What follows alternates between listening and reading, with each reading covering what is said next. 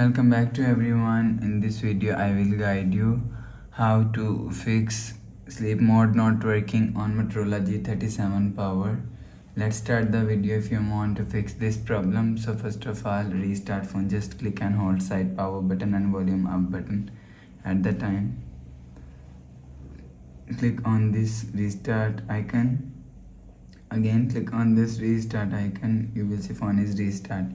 After restarting, enter phone pin. You will see your problem is solved.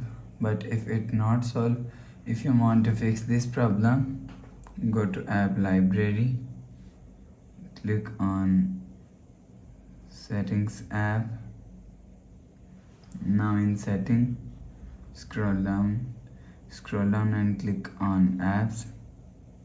Click on see all.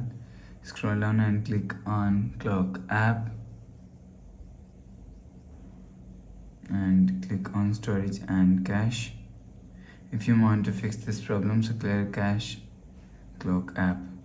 After clear cache clock app, go back to home screen. You will see your problem is solved.